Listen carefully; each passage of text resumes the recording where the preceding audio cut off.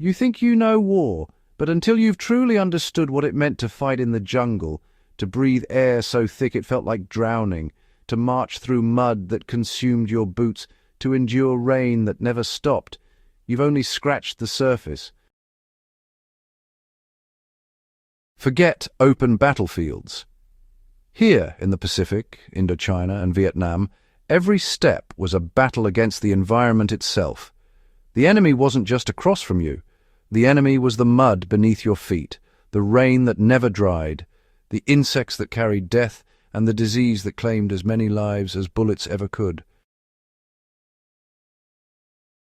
From the Solomon Islands to the Mekong Delta, soldiers learned to adapt, to fight an opponent that wasn't human, and sometimes simply to survive. Their stories are lessons written in mud and monsoon rains, and today we explore how ordinary men became masters of survival in the most unforgiving environments ever witnessed in military history. When American and Allied forces first encountered sustained jungle combat in the Pacific Theater during 1942 and beyond, they faced an enemy that predated any Japanese soldier, the environment itself. The Solomon Islands, New Guinea, and later the Philippine jungles presented conditions unlike anything troops had trained for. Humidity reached levels where, honestly, the air felt almost solid, often exceeding 95%, making it basically impossible for sweat to evaporate. Soldiers remained perpetually drenched, their uniforms never fully drying, and this created conditions where the body itself became, well, a breeding ground for infection and breakdown. Monsoon seasons brought rain so relentless that, quite frankly, soldiers struggled to comprehend its intensity. In some regions, between 15 and 20 inches would fall in a single day. Trenches became flowing streams. Supplies rotted within days. Equipment seized up. The psychological weight of endless dampness compounded the physical toll. Men couldn't sleep on dry ground, couldn't maintain equipment, and couldn't maintain morale when everything around them seemed designed by nature to accelerate deterioration. Military commanders quickly realized that survival in these conditions required, well, fundamentally rethinking logistics and soldier welfare. Early on, the military issued unsuitable woolen uniforms that absorbed moisture and took days to dry, leading to widespread skin breakdowns and infections. By the middle of 1943, the military transitioned to lighter, moisture-wicking fabrics, especially ripstop nylon. These materials dried a lot faster and resisted the constant tearing that happened in dense vegetation. Jungle boots were developed with non-leather construction, drainage eyelets, and breathable sides to keep feet from staying waterlogged all the time. These weren't luxury items, they were really survival equipment. The most critical adaptation addressed a condition soldiers called jungle rot, or immersion foot syndrome. Men's feet, constantly exposed to moisture and heat, would develop fungal infections that could, honestly, leave a soldier completely incapacitated within just a few weeks. The solution was obsessive foot discipline. Soldiers were instructed to change socks at least once daily, sometimes even more frequently. Dry socks became treasured possessions, carefully preserved in waterproof bags and treated as carefully as ammunition. Squad leaders inspected feet with the same rigor they inspected weapons.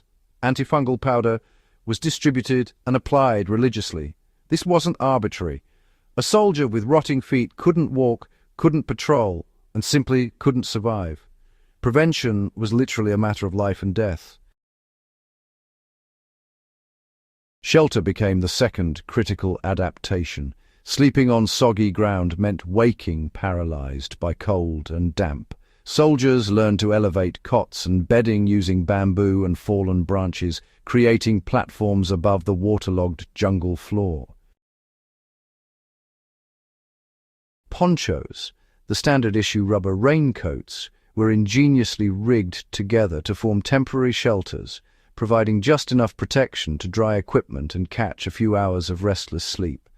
These makeshift structures represented the difference between soldiers who could function and those broken by exhaustion and exposure. Insects and disease, actually claimed more casualties than combat itself. Mosquitoes carried both malaria and dengue fever, making every bite a potential threat. Leeches would attach themselves to exposed skin in swarms, and removing them carefully was crucial to prevent any secondary infections. Fungal infections, they absolutely thrived in the constant moisture, leading to some truly debilitating skin conditions for those exposed. The military response, I must say, was comprehensive and multifaceted. DEET-based insect repellents, often called bug juice by soldiers, were applied liberally to skin and clothing, even though, they sometimes caused skin irritation and allergic reactions in some men. Soldiers used it routinely because, honestly, the alternative was infection by disease-carrying insects. Large-scale vector control programs worked alongside personal protection measures. The military also conducted extensive aerial spraying of insecticides like malathion over base camps and surrounding areas to, reduce mosquito populations. Troops received antimalarial pills, mainly chloroquine and later doxycycline, which, significantly reduced infection rates when soldiers could actually be trusted to take them consistently. Medical protocols advanced rapidly. Field kits contained boric acid ointment for insect bites and minor infections. Sulfur powder controlled external infections in wounds. Personnel were trained in water purification using tablets to treat drinking water sources. Despite these measures, disease incapacitation rates in some jungle campaigns exceeded combat casualties. The psychological toll of knowing that invisible threats outnumbered visible ones created constant stress that compounded the physical challenges. Moving through dense terrain demanded learning entirely new survival skills. Soldiers couldn't rely on maps, which were often inaccurate or honestly just useless in the suffocating vegetation. They couldn't move quickly. Speed invited ambush and exhaustion. Movement became a deliberate, careful process where, every step was considered. Soldiers learned to identify tripwires and booby traps by their subtle appearance, the slight discoloration of dirt indicating disturbed earth, the barely perceptible tension of a concealed wire. They developed an almost primal sense of danger, learning to read the jungle's rhythms and movements, to detect sounds that simply didn't belong. Moving through waist-deep water and mud for hours without rest demanded a kind of physical endurance that honestly seemed impossible, yet soldiers discovered the human body could endure far more than anyone had believed. Unit cohesion became the bedrock of survival. A competent squad leader meant the difference between a unit that stayed alive and one that was, systematically destroyed. Veterans bonded through shared suffering in ways that conventional warfare rarely produced. They moved as single organisms, each soldier completely dependent on the others. Dark humor became a survival mechanism. Jokes about the mud, the rain, the impossibility of ever staying dry. This humor was, really, their way of processing the unprocessable, of maintaining sanity in an environment that just seemed designed to erode it. The survival techniques developed in the Pacific Theater during 1942 to 1945 were, refined during the French Indochina campaign and honestly perfected during the Vietnam War. By the time of Vietnam, soldiers actually possessed accumulated knowledge spanning about 2 decades of jungle operations. Equipment, it improved. Medical understanding advanced too. Yet, The fundamental challenges, they really remained unchanged. Humidity still, rotted everything it touched. Rain still fell relentlessly during those monsoon seasons. And insects, well, they still carried disease. The jungle still demanded absolute discipline regarding hygiene, foot care, and shelter. Vietnamese and Viet Cong forces possessed generational knowledge of these environments. They had grown up in the jungle, understood its rhythms, and had learned to work within its constraints rather than against them. American forces, by contrast, remained perpetual outsiders adapting to an alien world, yet they adapted with remarkable efficiency, developing specialized training programs and refining equipment based on hard-won experience.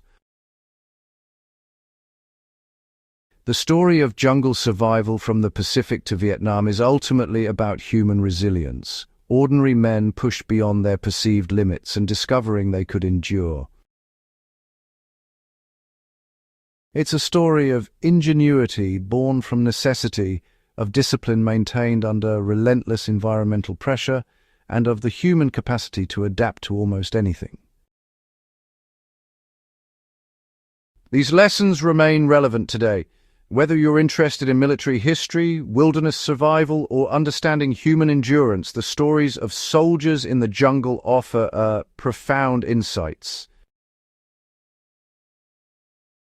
Their ingenuity, their discipline, and their determination in Earth's most hostile environment continue to inspire. If this story captivated you, subscribe to The Survival Historian. Here we explore how history and endurance intertwine, how lessons of survival echo across decades, and how understanding military heritage deepens our appreciation for human capability. Like this video, share it with those who understand that true survival is as much about history as technique. Your support helps us bring these vital stories to a new generation. The jungle may be silent now, but its lessons still speak to all who listen.